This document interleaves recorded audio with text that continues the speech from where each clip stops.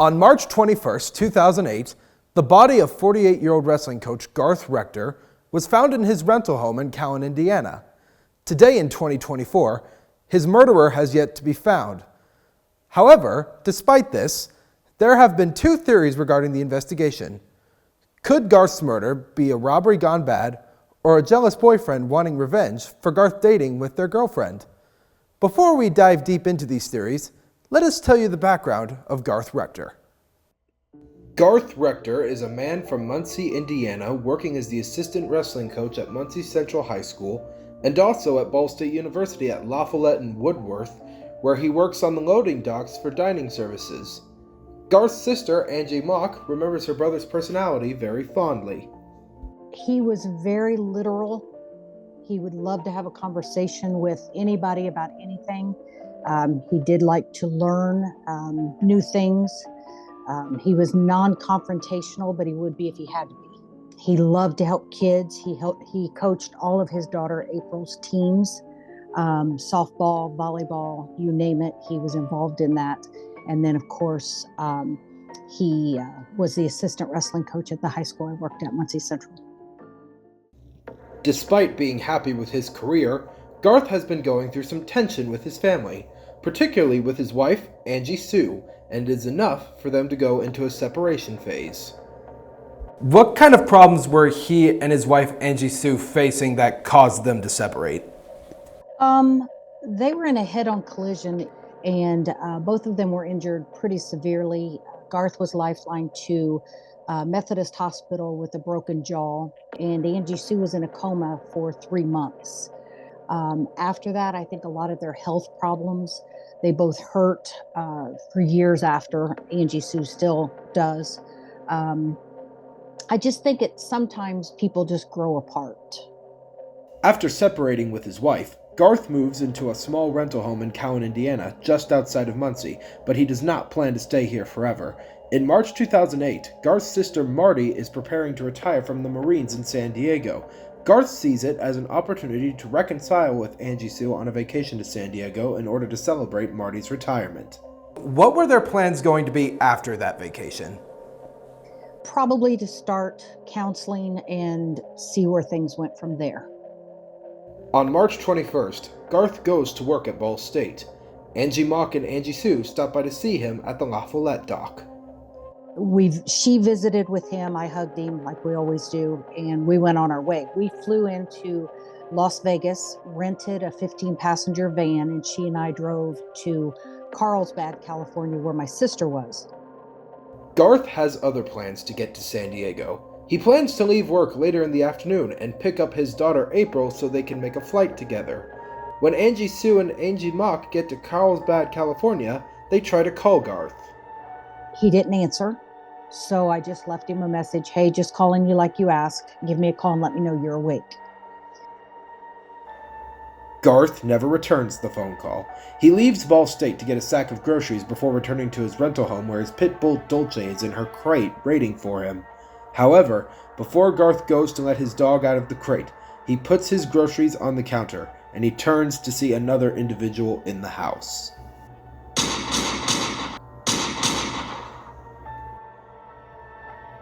Angie and Angie Sue make it to San Diego, where Marty is waiting for them at her apartment. Angie and I sat down on the couch, and Marty sat in a recliner across the... I'm sorry. No. You don't need to be sorry. Marty was sitting in a recliner across the room from us, and she said, Garth has been shot and he's dead. And I just stared at her. And I, like she was joking. Not that that's something that anyone would joke about, but you just never imagine you're going to hear that.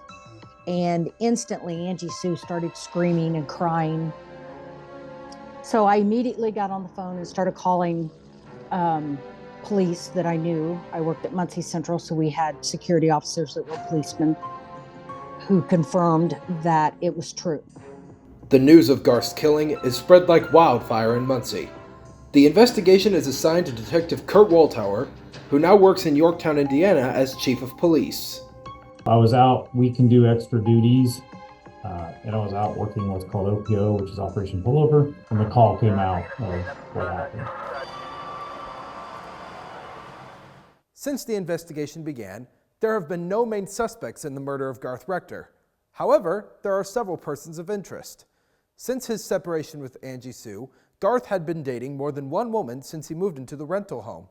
Could a jealous boyfriend be responsible for his murder? Let's start by looking at the relationship Garth had with his landlady. As it turns out, this landlady lived across the yard from Garth's rental home, and she was the person who went to visit him and find his body. According to Kurt Walthour, Garth had been making an affair with this individual. She had an extra house empty sitting beside her house that her grandmother had and had passed away, and she had rented it to Garth. They started out as work friends, I think, and then turned into a little bit more.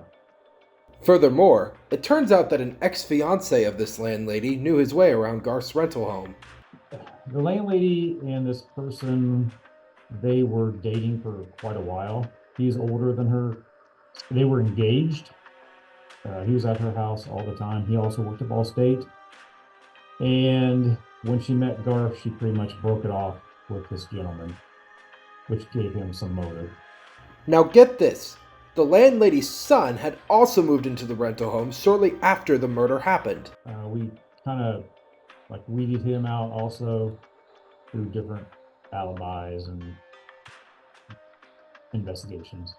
Angie Mock also brings attention to the husband of a co-worker who worked with Garth at Ball State. Years ago, Garth had an affair with a woman, and it was years ago. And when Garth moved out of his house with Angie, this woman started calling him again, and I think her husband found out. Despite all this information being given, there are also tips that the murder was potentially a botched robbery. There was a group of younger 20-year-olds that were breaking into houses at the time during the day. Their MO basically was knock on the front door, see if anybody's home. If nobody was home, they'd go around the back, find a back door, kick the door in, go in and steal stuff during the day. This subject went to prison for another murder, and I've attempted to reach out to talk to him with no luck. The back window, kind of side back window to the house, the door window was broken out. Looked like that's where they made entry at. We didn't find anything missing. I know that they were still going through the house looking for things when Garth came home and got interrupted in the middle of it. Sometimes they don't take things, they just try to get out. And at that time, Garth did not have a lot of things to take. Angie Mock has strong doubts about this theory. His iPad was sitting on the table. His keys were sitting on the table for his car. There was $1,200 in cash in an envelope sitting on the table. Garth ran the Ball State NCAA tournament. There was no money stolen. Unless they were really rookies, they would have taken that money immediately. Today in 2024, the mystery of Garth's murder still remains unsolved, much to both the annoyance of Angie Mock and Kurt Walthour. This is one of those things that you try not to take it home with you, but you do every case you take home, especially major cases like this. Essentially, there's one's a missing person, and this case, that major cases I never actually solved that were assigned to me, and it definitely wears on you. I understand that if someone knows, they're afraid. I get that. But I don't know how anyone that knows can sleep at night, knowing the pain that it has put our family through. Mother, who we lost in August of 2023, had a massive stroke in May of 2008 after Garth passed. She had several strokes after that, which led her to vascular dementia, which is brain damage, and ultimately took her life. So we didn't just lose Garth, we lost Mom too. The only good part about the dementia is she didn't remember.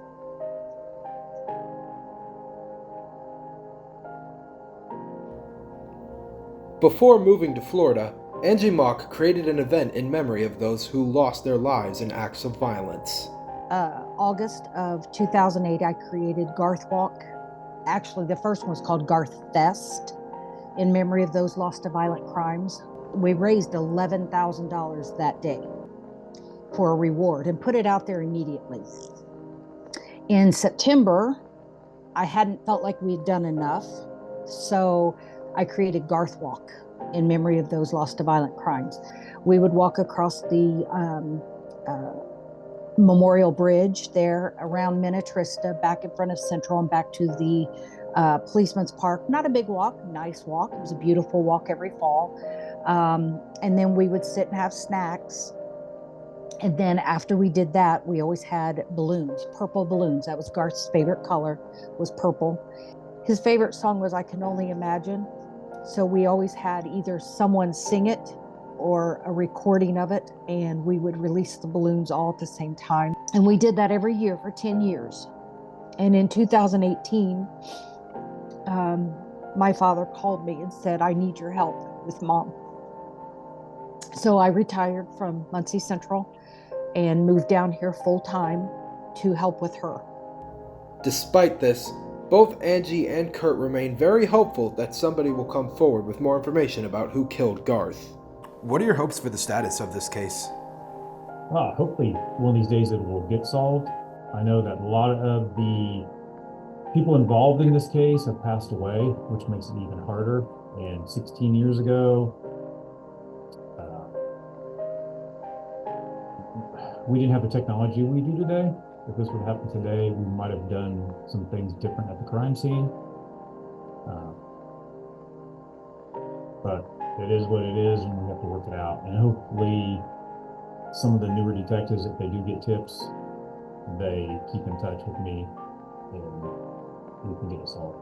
I wrote letter after letter after letter to the newspaper, and they always published them until the newspaper moved to either Kentucky or Tennessee, I can't remember. And then they stopped publishing my letters. So I try to get them in there whenever I can. Doesn't happen very often. And things like this, people that just want to, I realize that it's for your class project, but maybe somebody's going to see it and they're going to tell somebody, and then somebody's going to tell somebody. And then, that's the only way to get the word out there, is just to keep his name alive and the fact that it's unsolved. Anyone who has any information on Garth's murder is to contact the Delaware County Sheriff's Office at PH 765-747-7881. You may remain anonymous.